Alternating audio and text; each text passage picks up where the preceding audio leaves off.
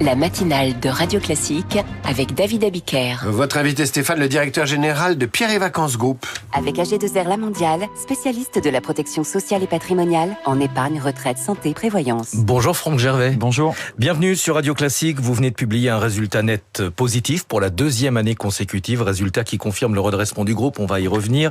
D'abord, quelques mots sur l'activité touristique. Nous sommes à 3 semaines de Noël. Comment se présentent les réservations pour la fin de l'année ? Elles sont bonnes, elles sont très bonnes. D'une part parce que dans le contexte que vous décriviez juste avant, les gens ont toujours envie de vacances. Et puis il neige à fond là depuis 2 semaines. Pas mal de stations ont ouvert 2 semaines avant la date prévue.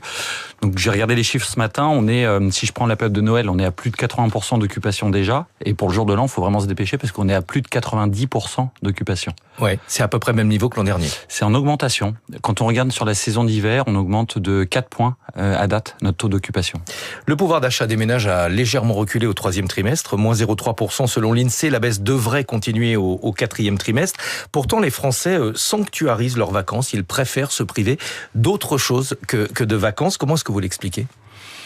Le contexte qui est quand même pas simple tous les jours, écouter les informations et ce qui se passe dans le monde, et donc il y a un besoin de se retrouver avec sa famille, avec ses amis, il y a un besoin de découvrir aussi des horizons nouveaux, de se faire plaisir, et donc c'est le budget le plus préservé aujourd'hui dans tous les ménages. Et malgré les tensions en termes de pouvoir d'achat, est-ce que les clients suivent votre montée en gamme, puisque c'est ce que vous opérez maintenant depuis quelques années au fur et à mesure de la rénovation des différents sites ? Oui, alors on monte en gamme effectivement en améliorant la qualité de nos sites, que ce soit chez Center Parcs ou Pierre et Vacances ou Adagio, Maeva dans le groupe, parce que c'est une demande des clients d'avoir des produits de meilleure qualité, plus d'espace, des produits modernes, mais en même temps on a vraiment un souhait de rester très abordable, et c'est pour ça que nos chiffres sont bons, c'est qu'on reste un produit très abordable. Un prix, c'est qu'en moyenne chez Center Parcs, un client dépense 80 € par jour et par personne. Ce qui reste évidemment accessible. Autre évolution du groupe vers un tourisme plus local, plus authentique. Comment est-ce que vous avancez concrètement ? Ce qu'on fait, c'est qu'on développe, on se développe beaucoup, et les sites qu'on développe, ce sont des sites qui sont vraiment à proximité, à 200-300 km de gros lieux d'habitation.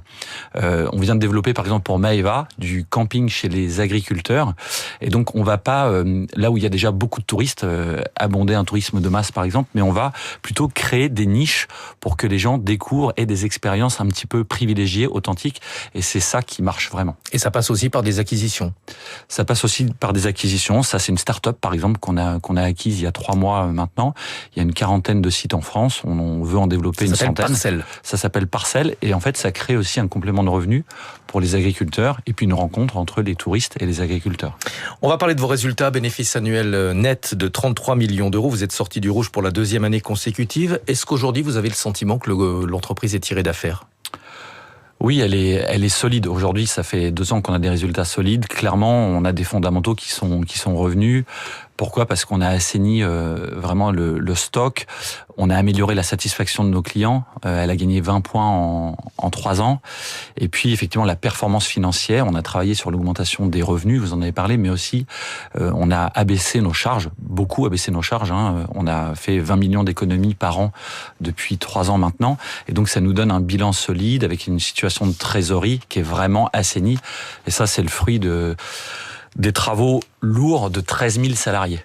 Et vous avez aussi changé de modèle. Maintenant, vous êtes sur ce qu'on appelle un modèle asset light, c'est-à-dire que vous n'êtes pas propriétaire du foncier en général. C'est le cas, par exemple, du dernier Center Parc ouvert au Danemark. Vous êtes seulement opérateur du site. Oui, on opère. C'est un nouveau modèle qui marche pas mal dans l'hôtellerie, et on opère sans payer de loyer, parce qu'un propriétaire ne nous demande pas de payer de loyer, mais nous dit tiens, je veux créer un nouveau Center Parc, donc au Danemark, 440 cottages magnifiques, plus de 80% d'occupation déjà. Et il nous dit moi, je vous donne les clés pour opérer. Je vous rémunère pour ça, sans avoir à recevoir un loyer. Et ça, évidemment, c'est un modèle qui est beaucoup moins lourd sur le bilan financier du groupe. Exactement. C'est moins risqué, c'est plus rapide aussi. Vous aviez lancé en juillet dernier une revue des options stratégiques. Les résultats sont présentés l'année prochaine. Ce matin, la presse va peut-être un peu vite, mais affirme que vous voulez changer d'actionnaire. Alors, la revue des options stratégiques, le premier point, c'est de se dire, on a fait beaucoup de travaux depuis 3 ans, beaucoup de progrès, vous l'avez dit, où est-ce qu'on veut être dans 5 ans ? Et en 2030, on se dit, on veut être le leader en Europe de ce tourisme de proximité, authentique. on veut faire un chiffre d'affaires de 2,5 milliards et avoir une marge de 10% d'EBITDA. Et puis ensuite, on voit jusqu'où peut aller Pierre et Vacances, Adagio, Center Parcs, Maeva. Et la question clé pour nous, groupe, c'est de dire quels actionnaires peuvent nous accompagner dans cette croissance rentable, dans ce développement. Et c'est ce qui se passe en ce moment. Donc effectivement, la presse va un peu vite en conclusion. Ce qui est sûr, c'est qu'on recherche, nous, des actionnaires de long terme qui pourront nous accompagner vraiment dans ce développement. Ce qui n'est pas forcément le cas du tour de table actuel, puisque 3 nouveaux actionnaires étaient entrés au capital de l'entreprise lors de la restructuration de la dette. Ce sont des fonds de retournement, ils n'ont peut-être pas pour vocation à rester éternellement. Ils ont effectivement plus un profil de court terme et de retournement. Le retournement, il est effectué aujourd'hui par le groupe. Un dernier mot sur le climat en France, les négociations budgétaires et cette psychose, en tout cas cette morosité en France, et le côté vache à lait des entreprises vues par les députés. Est-ce que ça vous inquiète ? Je trouve que c'est pas un très bon signe. Effectivement, ça donne pas des signes de confiance aux entreprises pour investir. Nous, quand on investit pour des années. On a l'obligation d'avoir un peu de clarté aussi sur le niveau de fiscalité. Donc ça vaut dans tous nos pays. La France nous fait 40% du business. On est aux Pays-Bas, en Allemagne. Donc si on a ce niveau d'instabilité et d'illisibilité partout dans nos pays, c'est sûr que ça n'aide pas. Donc un peu plus de rationalité aiderait. Oui, ça n'aide pas au pilotage du groupe. Merci beaucoup Franck Gervais d'être venu ce matin sur Radio Classique, directeur général du groupe Pierre et Vacances Center Parcs. Merci à tous les deux. Stéphane, on vous retrouve demain 6h pour le tour complet de l'actualité économique à suivre. Et si nous parlions français avec Karine Dijoux, suivi des coulisses de la politique et ces maires qui sont de plus en plus séduits par la vidéosurveillance. Radio Classique.